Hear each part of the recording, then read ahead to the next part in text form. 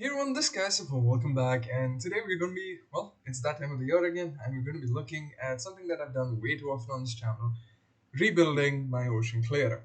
If you don't remember, in my last video, I actually went over tons of designs that you can try out. Basically, I had a lot of errors after my first video, or basically a lot of people's machines weren't working, and we basically established that you need two observers over here to make it work. We also went over some designs which use honey and which use only honey and some which use only slime.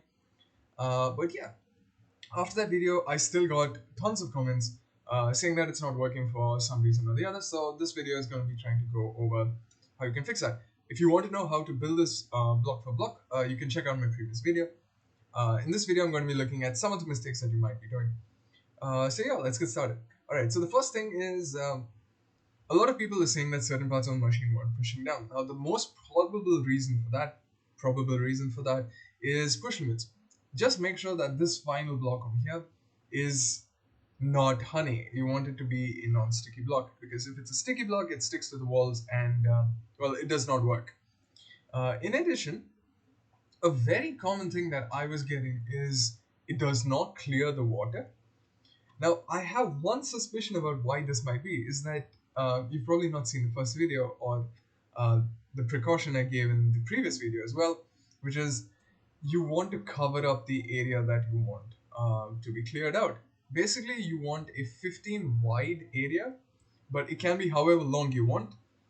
The reason it's 15 wide is because this flying machine will clear out every single block in the span, but in case water from outside is allowed to flow in, it creates infinite water sources as the flying machine moves, and this naturally breaks it.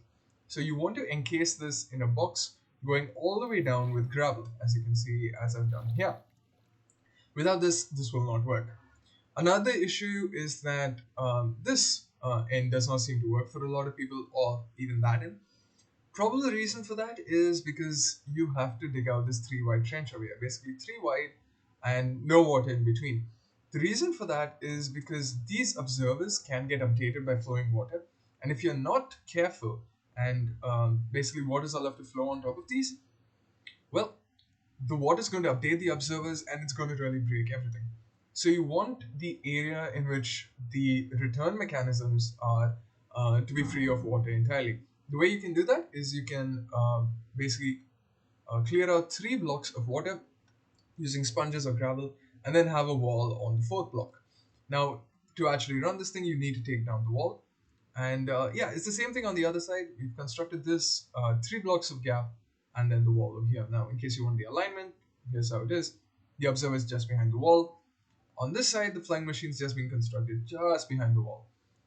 The reason we are leaving this one gap over here is because we've got a lot of sticky blocks and they will stick to the back wall.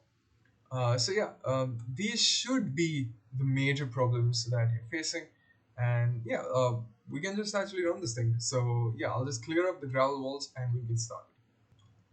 Alright, so I've cleared up the gravel walls using commands. You'd prefer to do this using torches instead of shoveling it away. Definitely use torches, do not shovel them away. It will certainly break because the water will be allowed to flow over the gravel, and that spreads it an extra block. And once that extra block comes in contact with the observers, everything is just gonna break. And yeah, to get this thing started, you can just take a piece of terracotta, place it down here, and that will set the machine off. And now it's well, first get rid of this, and now it's time-lapse time.